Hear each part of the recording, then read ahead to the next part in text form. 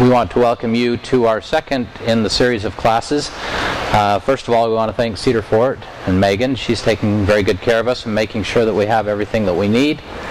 And so we will get started here. Tonight we will be discussing how to cook when the lights go out. And this is some good information that we think that you'll find useful about how we might cook if we have no natural gas or electricity.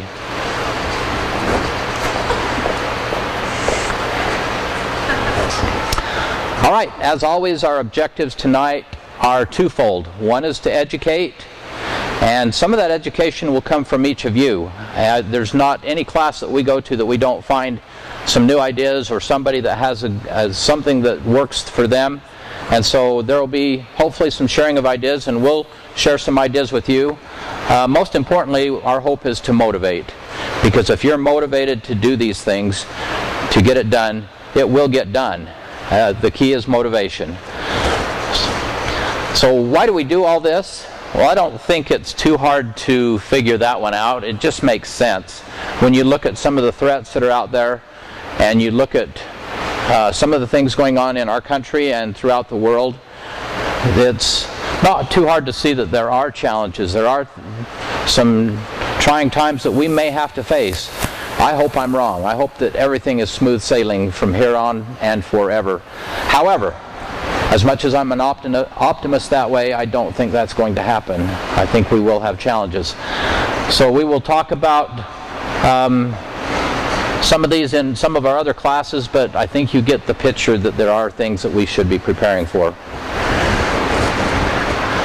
So we're talking about alternative cooking solutions tonight, and I think what kicked this off for me was one time when I was thinking about preparations for my family, and I realized that we had been asked to also store fuel, and that hit me really strange this time when I thought about it, because I thought there's no way you can store enough fuel for your cooking needs and your heating needs and all these things.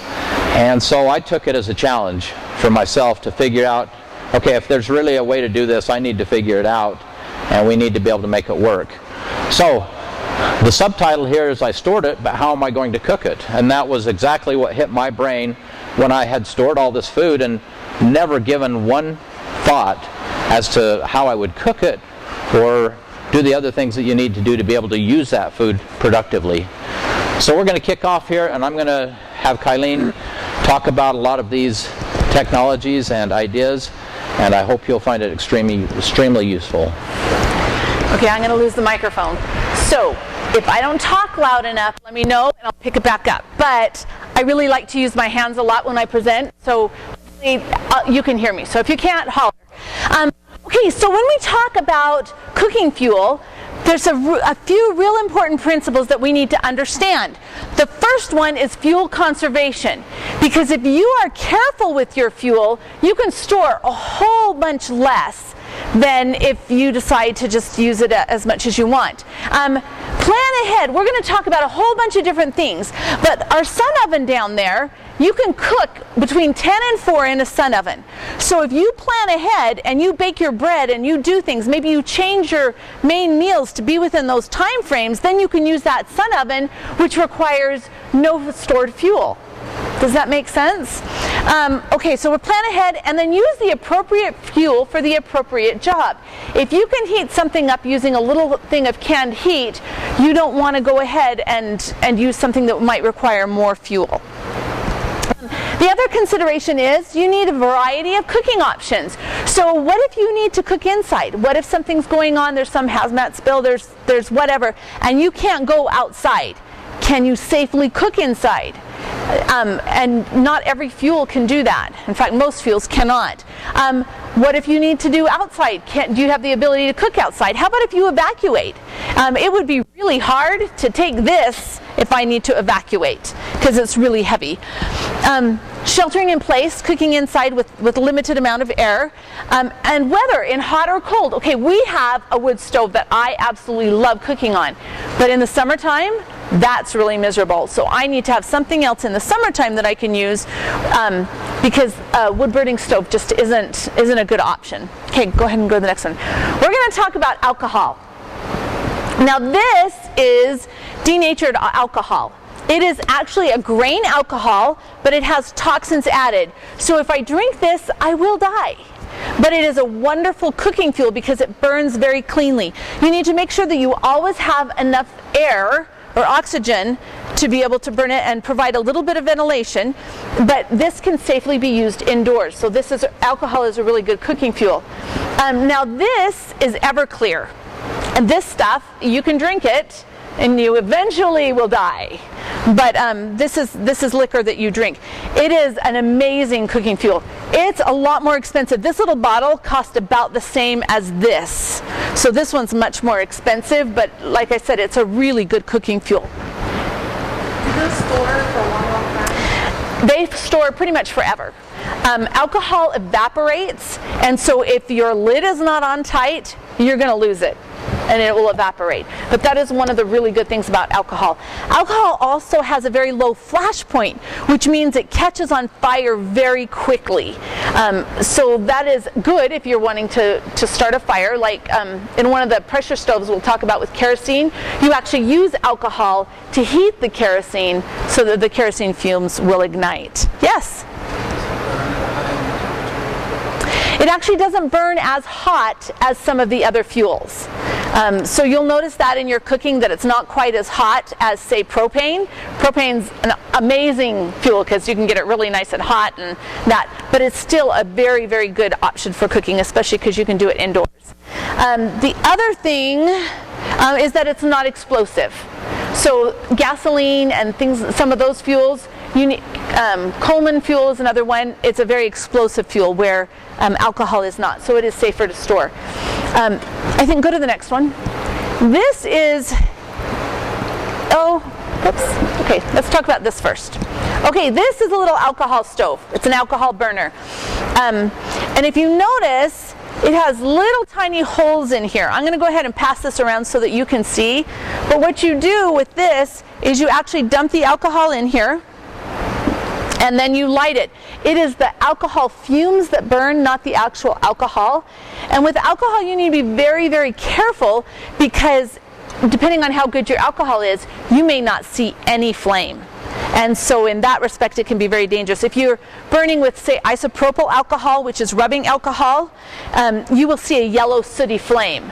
But this stuff is a much nicer, hotter flame, so you might not see it. So with this alcohol burner, this is a little camp stove. They cost between $6 and $10. It's a folding one, and I love this. It's an amazing little stove. You just put the burner in here and your pot on top, and you can cook like that. When it comes time to extinguish the alcohol, you never want to blow it out because you'll lose your eyebrows if you do that. You want to just kind of smother the flame. Now, make sure that it is completely cooled before you tighten it, or only Johnny's big strong muscles will ever get it off again. I have learned that the hard way. So then the next kind of fuel is, it's still alcohol, but we call it canned heat. Now, you can get canned heat in a whole bunch of different places, but the place that we prefer is actually Sam's Club carries it in these flats. This can will last for 6 hours. Now you can get some that will burn for 1 hour or 2 hours, but this is $6. It comes in a flat like this, so it stores very nicely, and you can stack several on top of each other and store it really easily. So 6 hours per can, and there's a dozen cans in here. That's a lot of burn time. And when we'll talk a little bit more at the end of the presentation, but when you are calculating how much fuel you need, you really need to understand how much burn time you have in these. The cost is about $13 for the flat. So it's actually fairly inexpensive, everything considered. Now the other thing with this is, so it'll do a really good job warming up a can of beans, or you could even cook scrambled eggs or something on it, but the flame is very direct, and so you'll need to keep stirring it so that it doesn't burn. Now, one can won't boil water, but if you put a few cans together, then you can totally boil water. And we'll talk about this one in a minute, but this is an EcoQ grill that burns charcoal, but you can also put 4 of these cans down inside, and you can use it to cook or to bake. And so this is a really, really cool device. But alcohol is very versatile, and it is the only fuel that we recommend using indoors. I think, is this the next one? This is called a Heat Pal 5100. And the reason why I like it, if it's got this lid on it like this, you can use it as a heater. And you can put it on a tabletop. We put it on the center of the table, and we actually were playing a card game and stuff, and it was warming up the room for us, burning alcohol.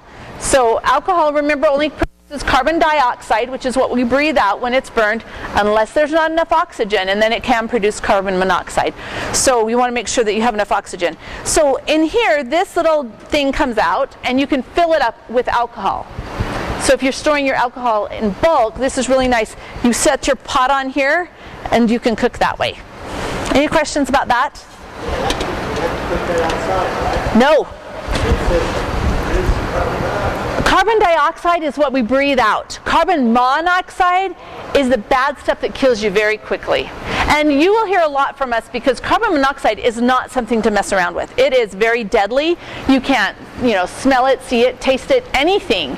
And so we really want to tell you which fuels are safe, but any flame can produce carbon monoxide if there is not enough oxygen for it to burn. Okay. So have you tried that? Yes. And it does heat up a room? Well, okay, it's not going to heat up a room this size, right? But yeah, we had it on our kitchen table, and we were playing cards around it, and it definitely was a good space heater. Is really everything kind of made for like maybe marine? This is a marine device. Yeah, definitely. That's what it is intended for. Yeah, and like I said, it all depends on your room. And we talk about that in our heating class, which is 2 weeks from now. I really recommend you come because it will give you some really good ideas. But we teach you to prepare just a room in your house and set it aside from everything else so that you only have to heat that small space because you want to conserve that fuel. So yeah, it is a marine device. Any other questions? Okay, Coleman fuel. Coleman fuel burns very hot, which is a really good thing, but it's actually very explosive too. It's not one of my favorite fuels because it has a short shelf life, 5 to 7 years if it's not opened, and it is explosive, so it's a little bit difficult to store. But if you are already using this for camping and you have the tools to do it, it's a good idea to have some on hand.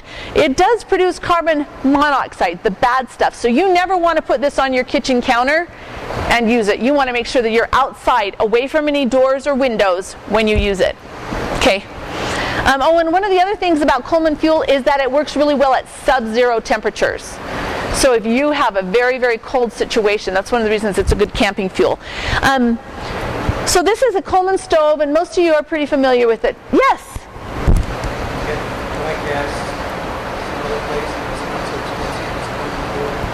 Well, white gas, yeah, and Coleman fuel, it's kind of the same thing, right? But I don't know where you can, there's generic brands of Coleman, but it's still pretty pricey. I haven't found any place, but I haven't looked that hard either. Okay, so if you look, go back to the other one for a second. Okay, see how that one has a red tank? That one can only take Coleman fuel, white gas, that's it. Okay, go to this one. See that one with the gray tank? It has the ability to use both white gas and unleaded gasoline. Now, why would it be important to have something that could use unleaded gasoline in an emergency? We discourage you sucking or siphoning your neighbor's gas. We do. But it's going to be much easier to get unleaded fuel, right? And it's cheaper. So, we want to have lots of options because we don't know exactly what's going to happen. But the more options we have, the better off we are. So, personally, if I was going to go buy a new one, I would definitely get something that could do more than one. This is a little teeny one, and it does 3 fuels. It can burn kerosene, unleaded gasoline, or white gas. Yeah? I don't know. I'm sorry. But I'm sure that Coleman would be able to tell you. And you know what? If you're already comfortable with your old Coleman, store Coleman fuel for it. Right? Okay. Okay, kerosene. Kerosene is a very good storage fuel. It has a shelf life of about 5 years, but you can extend that shelf life indefinitely with a fuel stabilizer, like is it PRG? Or PRD. PRID. PRID is the one that does, I'm pretty sure, that does this. So if you keep adding that every 5 years, you can pretty much store it forever. You might need to strain it and different things like that, but so it is a really good storage fuel. We recommend that you store it in the appropriate containers. Blue is for kerosene. If you have a fire or an event in your home, you're going to have firemen coming in there whose lives are at risk, and they need to know what it is that you have stored. So if they know that this is kerosene, they're going to be able to react differently than if you've got gasoline, if you've got diesel. We want them to know what's going on. It does produce carbon monoxide, the bad stuff. In addition to that, nitrogen dioxide and sulfur dioxide, which we have a little guy in our house who has problems with asthma, and those types of things really exacerbate that. So we personally do not burn kerosene indoors. Personally, that's our preference. Okay. So there's two types of kerosene stoves. There's a pressure stove and a wick stove. Now this is an example of the pressure stove, and if you look, there's that little cup kind of thing halfway between the top and the bottom, and what you do is you put a little bit of alcohol in there and you light the alcohol, because the alcohol lights very quickly, and then the alcohol heats the kerosene in that little neck, and you're burning the kerosene vapors. Now, Jonathan is an engineer and he loves this. I'm a domestic goddess and I do not, because it kept going out. And when I want something to work, I just want it to work and I don't want it to give me any crap. So, that was not my favorite, but he definitely liked it. Now, kerosene burns hotter than alcohol, but not as hot as Coleman fuel. It's kind of in the middle. Okay. This is a wick stove, a wick kerosene stove, and what it does, it has a wick that's like one of them, it's a sock wick, and it's a pretty big wick, and you light the wick and it burns, and it doesn't go out until you extinguish it. So I liked that one much better. But if you look, you can get, with the sock wick, you could actually get 13 hours of burn time on 1 gallon of kerosene. So that's a lot of burn time. Okay, go ahead and do the next one. And remember, please, if you choose to use it inside, which I hope you don't, make sure that you ventilate, which means you need a window open on one side of the room and one on the other, so you've got some good cross ventilation going. Okay, propane is one of my very favorite fuels. It has an indefinite shelf life. You need to make sure that you're checking the container for dents or rust or any signs of damage. But it produces carbon dioxide when it burns. Now, saying that, you need to be careful that if you're using propane indoors, you are only using it in a device that is rated for indoor use, because some of them are not rated for indoor use and should not be used indoors. It also is heavier than air, so it can just find a nice little low spot, and it pools there and waits for some type of an ignition source and will cause an explosion. Not good. So this is why we don't ever recommend that you use it like in a shelter, a buried shelter, or in a basement, anything like that. We do have a heating device that we like to use, a Mr. Buddy, and on the directions it says you take it outside to hook it all up, and then you bring it inside. So whenever you're using propane, just be very, very careful and understand the conditions. Okay. If you already have a barbecue at home, take advantage of it. Make sure that you have your propane bottles and that they're full. Now in Utah County, was it 5? So you can have, in Utah County, 5 of the 20-pound tanks is your legal storage limit. In addition to the ones that are on. Oh, that's right. In addition to anything that's attached to your barbecue or your RV or whatever else. So that 5 bottles is a lot, and we really recommend that you always stay within the legal limits, because we want to be friends with our neighbors, right? Don't blow yourself up, don't blow up your neighbors. We'll stay better friends that way. But on one 20-pound tank can give you 15 hours of cooking time. Okay. The Camp Chef over here in this corner is actually one of my very favorite. I do all my canning out in the garage on it, so I don't have to heat up my kitchen. I really like that. And there's propane stoves that are similar to the Coleman stoves, only they take propane fuel. Okay. Butane is a gas. There's lots of these little stoves out here, and it comes in like an aerosol can, and you plug it in, and it works. Oops, that one worked. The ignition switch on this makes it really easy to light and to work with. It's a very expensive fuel, and the canisters have a limited shelf life. So around 8 years is about what you're going to get out of those.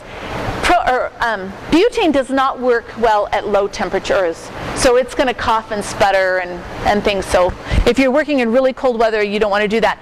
A lot of these are rated for indoor use. Personally, I would be very careful about using them indoors because, like propane, when you connect that bottle, it's heavier than air, and it's going to settle, and you're going to have an explosive risk. So just be really careful. Okay.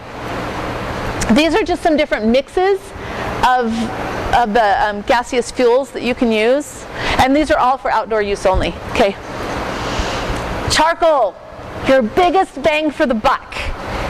Charcoal is an amazing storage fuel because you can store, it's cheap, and you can store it and it lasts forever. Now that being said, it will absorb moisture because it's charcoal, and that's what charcoal is meant to do, right? So what we do, we have a large family, and we used to buy all of our soap in those big laundry buckets. And so what we would do is fill those with charcoal, and then the lid doesn't fit tight, so we would caulk the lid shut again on the, see the square bucket up there?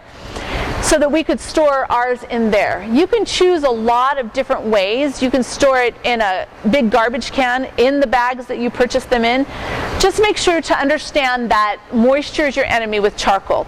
I had started, one of my sons wanted hamburgers for his birthday, and so I had gotten out some of the charcoal and tried to light it, and it wouldn't light, and it wouldn't light.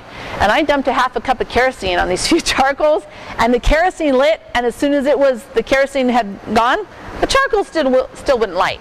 And it was all because they had absorbed moisture.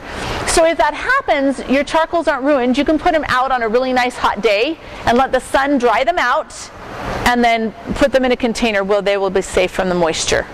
Okay? But it really is a big deal. It would be really sad in an emergency not to be able to start your charcoal.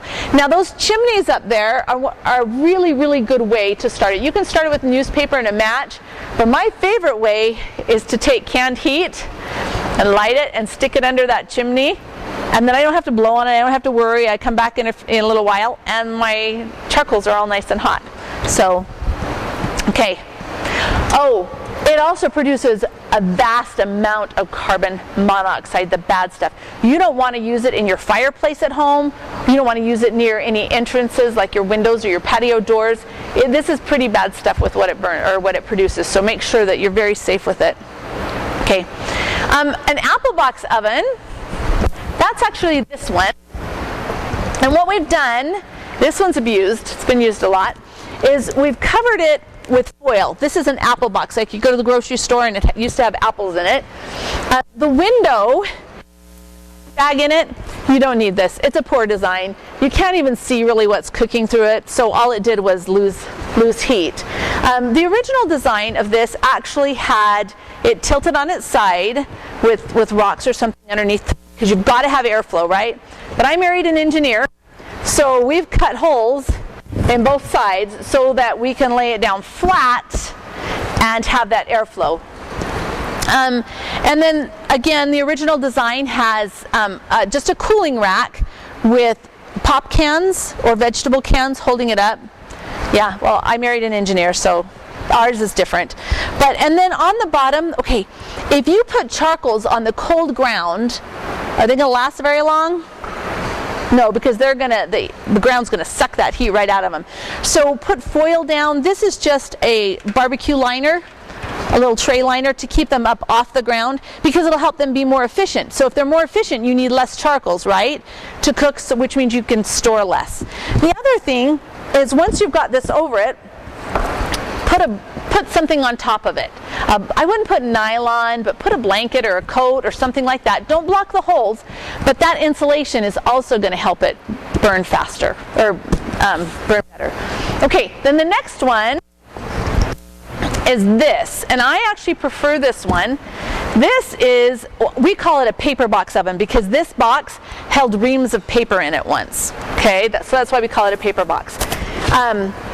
And what we've done is we've taken some dowels and we covered them with aluminum foil tape. You could use coat hangers or something like that, but I'm married to an engineer and so it has to be stable and work right. And so we've got a really beefy one. Now, this is, you can tell we've used it, I've got stuff all over. Bottom here is an inverted cookie sheet because this is cardboard. If you put charcoal on cardboard, it's going to burn, right? So that's why there's that inverted cookie sheet. So you put your charcoals right on top, and then this is the right size for about a 9 by 13 pan. You put your lid on it, and then, you know, I guess I had too much time and I actually made a little cover for it so it could all be nice tucked in there and be very, very efficient. This only requires, depending on what you're doing, like 6 coals, 8 coals. So it's much, much more energy efficient. Now, I cooked a frozen lasagna in here and it was still hot. The coals were still hot when I took it out. I'm like, this is so great. So I put some brownies in there and they didn't cook. So if you're putting the second batch of something in there, you need to put new coals in there. Okay, any questions about that? Yeah? So you wait for the coals to be all ready and stuff. You start them in the charcoal chimney. Always. Yeah. Thank you for clarifying that. Anybody else? Okay. Go ahead. Okay, Dutch oven. Dutch oven is really, really great emergency preparedness tool. It's not very mobile, right? It'd be really hard to take it with a 72-hour kit. But if you're at home, that's perfect. There is something called a volcano, which helps it be more efficient. This Dutch oven has a wind ring around the bottom. Once again, just protecting those charcoals so that they will burn longer. The volcano uses significantly less charcoal because of the way that it conducts the heat. And you can stack the ovens on top of each other. So it comes with like a gas backup and different things like that. We just have the plain or the volcano, and it's really good to use. Okay. All right, now we've got a whole bunch of little miscellaneous stuff. And the reason I talk about this is because 72-hour kits, things like that, if you have to be mobile. It's just a little tiny folding stove. They only cost a couple bucks. And these are actually Esvet fuel tablets. And so the purpose of this, it's a super hot flame, but it doesn't last very long. What is it? 12 to 15 minutes is all you're going to get out of it. But it's enough to boil some water or do something like that that's just short. These are also an indefinite storage life as long as you keep them in the original package and they don't get wet. So that's good stuff. Then, go ahead and go to the next one. There's a trioxane fuel bar. And the nice thing about this is that you can open it up and then you can just break off pieces of it depending on how much of it you need. And we got these at Cheaper Than Dirt. This was a military surplus thing. And then the next one that we have is fuel gel. And this is kind of like the texture of hair gel. And so you just squeeze, all of these are used in this little tiny pocket stove. You just squeeze it in here and light it, and it leaves, I don't know if you can see those little granules right there. That's what's left after you burn this. All of these are really good fuel starters too. Fire starters. Oh, thank you, fire starters. Okay, on the next one. Okay, MRE heaters. So these, they have a limited shelf life. We have some that are pretty old. These are pretty old now, 15 years. They still heat up, but it takes them a lot longer because it's a chemical reaction that's occurring in here. So you add the water and then you slide your MRE heater in there and it's intended to warm them up. But because we had so many of them, we experimented with them and we put them in a little ice chest and put a few cans of, was it chili in there? Anyway, and it did a great job of heating up the chili in the cans, in the sealed cans inside the ice chest. So sometimes you really have to be creative with some of the things that you might have on hand. Okay, a zip stove. You need to talk about this one. This is his favorite. I do have a question about the Yes. MRE ones. You notice at the store they have a lot of soups that have a little thing, and you just click it, and it heats up the can of soup. What do you think of those ones? I think if you've got the money to spend on them, that's fine. I think they have a limited shelf life. But it's just a little bit more expensive. But if you want those for your 72-hour kit, I'd experiment with it first. And if you like them, it's another great option. Okay, these zip stoves, just a variety of these kinds of stoves out there. And the secret behind these is just a little debris stove, so you can use twigs or bark or pine cones, little pieces of wood. But the key there is you can see a little battery pack there, and it runs a little fan, and that fan creates a tremendous amount of heat because that's like a bellows on a metal, what is that called? Anyway, the bellows that they blow the fire with to make it hot, that's exactly what that is. And those batteries last quite a long time, so you can get that flame going really well, and it does a good job of cooking. There's a variety of stoves out there that use that principle. So just another device, and that's our intent, is to just provide a whole array of things that you can do, different devices, things that you can do, and some of them are expensive, most of them are not. Okay, so that's another thing. We have a lot of toys. Nobody needs to be the kind of geeks that we are. You don't need all these toys. You just need to choose a few that are able to do what you need them to do, indoor, outdoor, in case you're evacuated. And I didn't see my slide on this, so I really want to talk about this. This is an EcoQ stove, and you can put, it's meant to have, see these little placeholder things? You put charcoal briquettes in them, and then you can use this. There's a grill that goes on, or a griddle that goes on top. You can use it as a grill, you can use it as a griddle. You can actually use this to bake. It folds down really, really small. It's kind of heavy because it's stainless steel, but it's pretty portable. But you can also use 4 cans of alcohol in there. So if you only had the ability to have one tool, but you wanted to cook indoors and outdoors, this could cook indoors with alcohol, and it could cook outdoors with the charcoal. So just a thought. We are not pushing any products at all.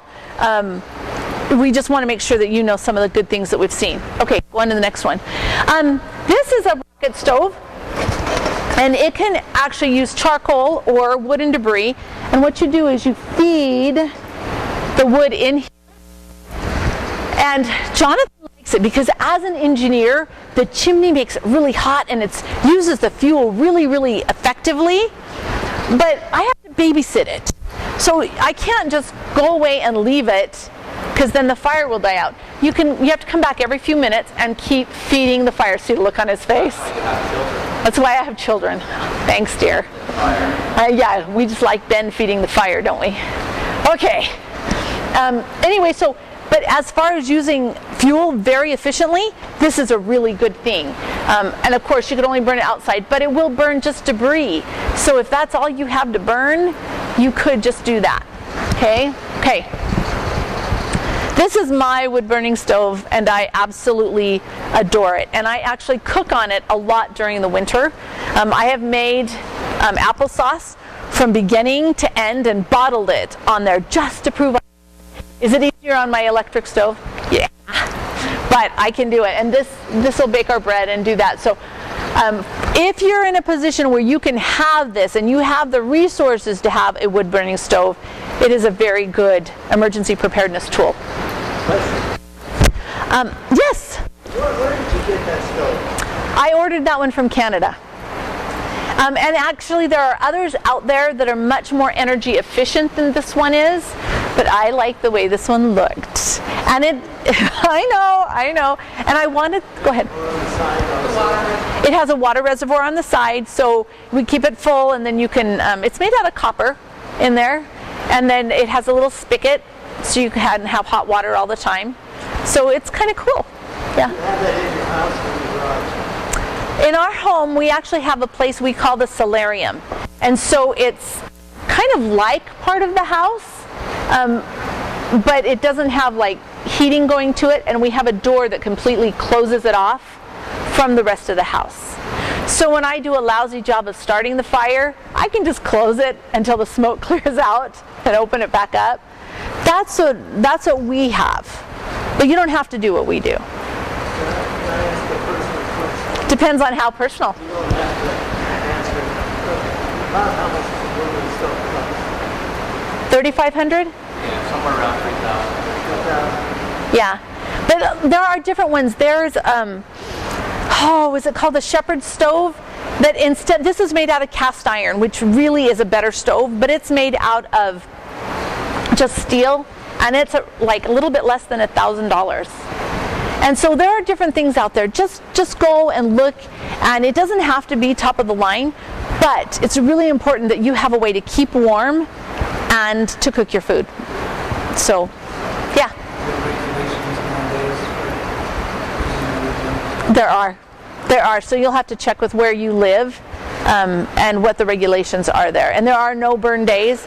Somehow I think that if we're all out of electricity, I don't think anybody's going to enforce any of that. My personal opinion. Okay, portable grill. This thing right here costs $10 or $11, this wire device.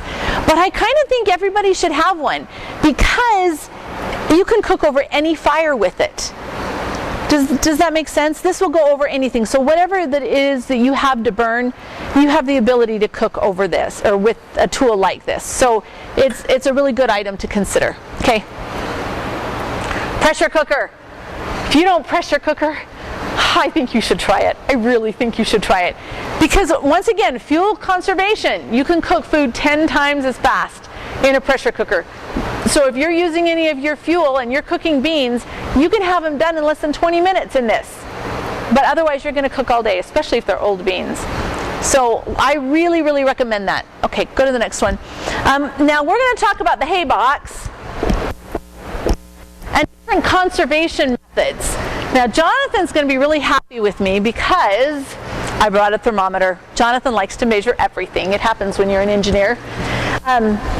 Okay, so a hay box, what you're wanting to do is conserve the energy that you already have. It's like a slow cooker without electricity. It's not going to add any energy to it. It's not going to add any heat. What it does is helps you to retain the heat that you already have and be able to use it. So you make some type of an insulated something. I know one lady in one of our classes said that her mom used to do it all the time in the bathtub and put the hot pot on some blankets or something in the bathtub and then cover them with more blankets, and that's how they did it. We've tried a bunch of different experiments, but this way works really well and it doesn't cost much. So I don't think I can get this up here. You'll just have to kind of look at it. Okay, so this is an ice chest. Now, can you see how much moisture is in here? You don't want to use grandma's heirloom blankets because it really does add moisture. But I've just got some old towels here, and let me see if I can. This is going to be hot. This is for you, baby. I did this about 1 o'clock today. No, this one was noon. The other one was 1 o'clock. Okay. So as you can see, all it was a little old blanket in there and some towels.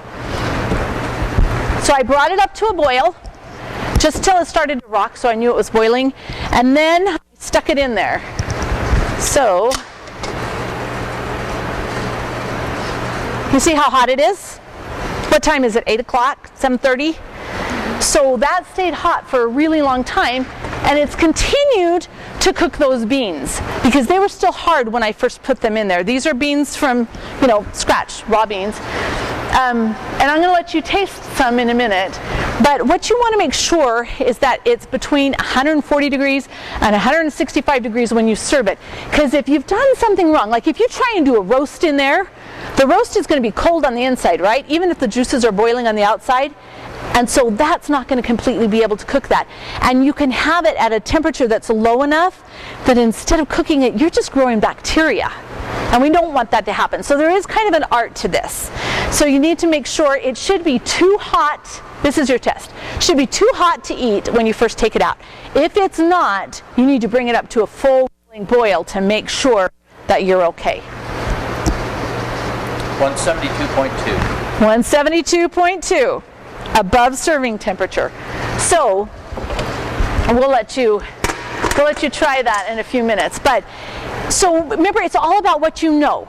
So in the morning, if you can only cook one time, if you've only got that morning fire, that fuel, get your beans going or whatever it is that you're cooking for that night, and tuck it away with lots of insulation, at least 4 inches on each side.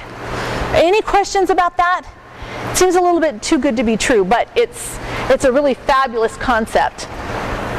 And now this one, I love buckets. Let me pull this just a little bit. I love buckets, right?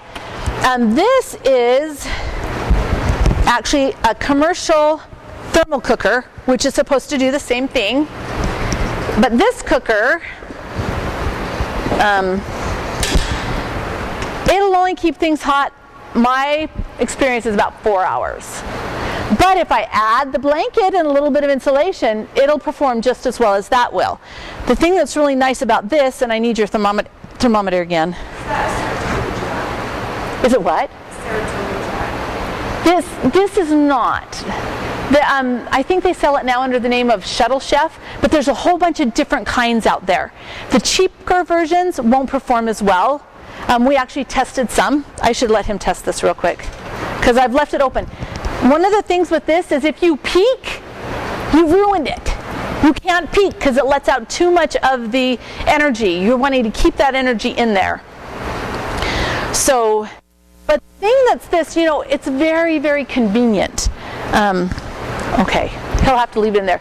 But it actually has a pot, a stainless steel pot that you put on the stove. You bring it up to a boil. It's really easy. You put the lid on, you tuck it back in there, and you can take it anywhere you want. It also keeps cold stuff cold, and that's nice too. But it makes it really easy because what was it? 171.3. 171.3. Okay. So see how this? You can tell. Okay, it's got water all over because it's water and the steam. Wherever you put this stuff, you're going to have steam issues. So how much was that one? This one was about 100. They're about 150 now. You can get some cheaper ones, but seriously, the one we had tried some. One was one of the models from China. How much were they selling that one for? Like 40 or 50? But when I put it on the stove, it would rock back and forth because the bottom wasn't heavy enough to keep it level. And I'm looking at, that's kind of dangerous, right? Is this the time when I want to get hurt, when I want to have an accident? So, okay, so conservation, that's huge. Okay, go ahead and go to the next one. Thermos cooking. Thermos cooking is great, and if haven't tried it, I would encourage you to experiment with it. For our purposes, it is best to have a wide-mouthed stainless steel one. They work best that way. With all this stuff, it needs lots of liquid, so a roast isn't going to work well. A lasagna is not going to work like this. You want soups and stews and chilies and things like that. When you cook in a thermos, you want to lay it on its side. It will be more effective if you do. Okay, go ahead and go to the next one. So will that just put raw meat in your thermos? No. Okay, and I would never start with raw meat. If I'm going to make a stew, I'm going to brown my meat first, just like you normally would brown your meat first, to make sure that you've got it good and cooked. And yeah, I would make sure my meat was totally done. Okay, solar. Okay, once again, married to an engineer, he loves things like this. I like things that work without much effort. So this is a solar funnel cooker.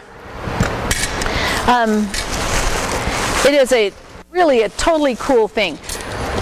So you make your, what do you call these? Your reflectors? Yeah, this is a windshield visor, right? But you can make it out of anything that's reflective, right? Aluminum foil or mylar, anything like that. And what that does is it increases the intensity of the sun. Now, a canning jar. You paint it black with black barbecue spray paint. It needs to be barbecue the flat barbecue spray paint, because that will tolerate the heat. Otherwise, if you just use regular black spray paint, it will actually release toxins, and you don't want that. And you're only painting the outside. But this will actually work like a pressure vessel, like a pressure cooker, to help to cook your food faster. Don't put it in the dishwasher. Otherwise, all your dishes will be black speckled. I know this. Okay, but what you're going to do is, when you put this in the container, you want it off the ground because you want airflow all the way around it. So we created an interesting contraption out of just stuff that we had in our garage. So this could sit on it and allow the air to flow underneath the bottle. Then we put it in this oven. This is an oven safe bag, and you put it in there and you blow it up and you tie the top, and it creates like a greenhouse effect so that it cooks hotter and faster. Now this is just a plastic bowl, and I put a little piece of the reflecting material in there just so we had some at the bottom. I don't know if you really have to do that, but that is what I did. So then you put this jar in here like that. Now we live in a windy area, and so these are actually to stake into the ground so it doesn't blow away. This actually really will work, but obviously it's kind of a, he hates it when I say this, it's a pain. It's a pain to do it all. If that's all you had, you've got the knowledge, you know how to do it, right? You can do that. But this sun oven is so much better. They're pretty pricey. They're $300, $350-ish, somewhere in that ballpark. But they are very easy to use, and they will very easily get up to 325, 350 degrees. If you look out here in this bottom picture, there's snow all over the ground. Was it January? I'm thinking January, and it was like 10 degrees. And yet we were still achieving 325 degrees. So it's a very effective tool. Now, if it's a cloudy day, you need to have another option, because your cloud, it works with the UV of the sun, and so cloud cover will make it so that it doesn't work. But when it's working, you've got a whole bunch of free fuel. Oh, and it works best between 10 and 4. Those are your hours where you're going to achieve good solar cooking. This is a parabolic cooker, and this will achieve very high temperatures, but it's also very dangerous because the sun's rays are, what's the word I'm looking for? Intensified. And it's like this little laser that cooks your food. And so if there was an incident using one of these in one of the third world countries, and somebody had put it up against the side of a shed, and it burned the shed down. You have to be very, very careful because it is very intense. They've got those smaller versions here, but most of the time these are just great big things that are just really being intense energy up there. So they cook nice and hot. Okay, this is your part. Okay, now comes the lecture from the safety Nazi. Safety is vitally important. We just don't want to take chances, especially during a time of crisis when getting medical care will be probably very difficult to do. So don't take chances. Make sure you have working carbon monoxide and smoke detectors. We can't emphasize that enough. If you're using any of these things, even the alcohol indoors, you just need to have carbon monoxide detectors close, just in case. Use caution with open flames. I don't like open flames in my home at all. I really don't.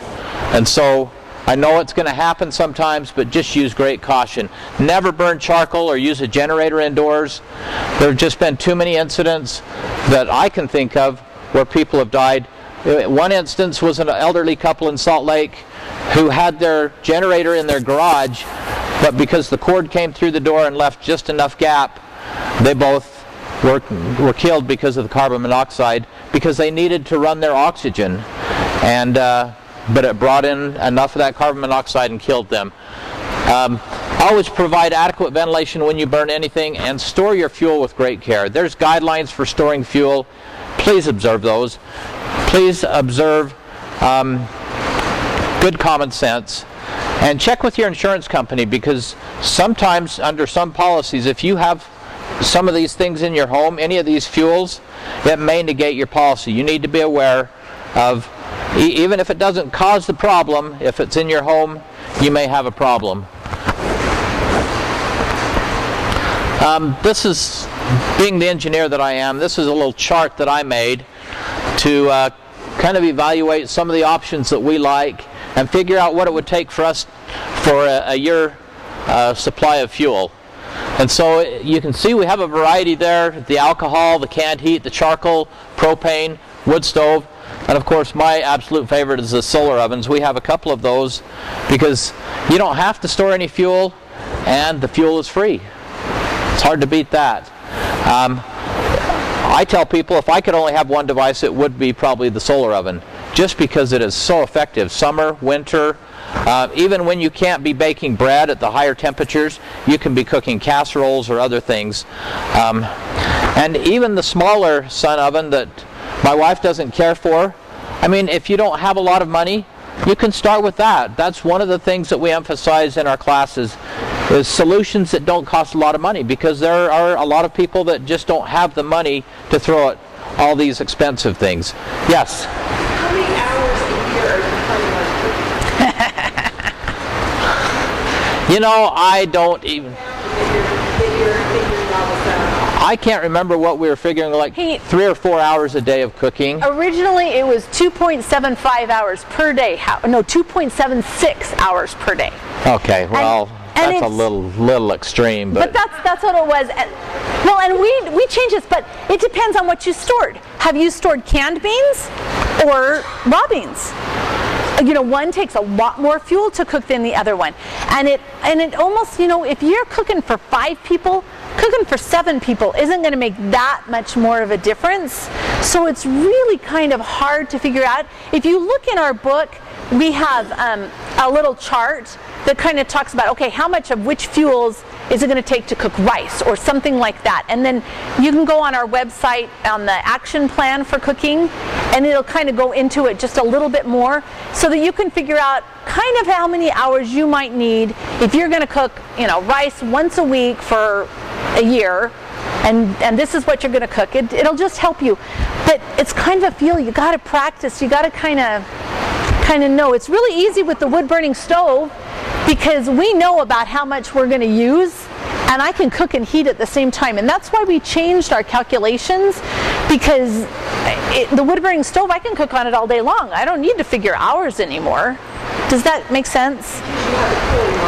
Because I have to go all day long for heat. Right. And so I just take advantage of that. And I know, well, but depending on how cold the winter is, about 4 quarts is about our average.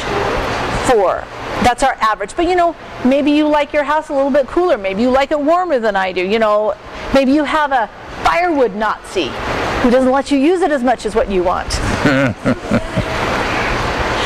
the wood stove, how big of a space does that heat? You talked about the square area. It all depends on the size of the stove. Because some of them, yeah, they will tell you this will do 1,000 square feet. This will do 1,800 square feet. The stoves are all different in their output. How much does yours do? Do you know? It's about 1,500 square feet. Is it accurate? Because, you know, there is limitations in terms of your insulation and your house is made out. Absolutely. So it's just kind of a best guess. I want to point out, the stove is tasty. The size of the stove determines how big the space is. In the small stove, they see right. You're still going to be able to heat your living area. And we intentionally did ours off the one side of the house where we know it's not going to really heat the bedrooms, but we wanted it in that living space, and I wanted to be able to close the door for when I make the mistakes, because I'm full of mistakes. I make them very regularly. Anyway, sorry, your turn. Okay, not a problem.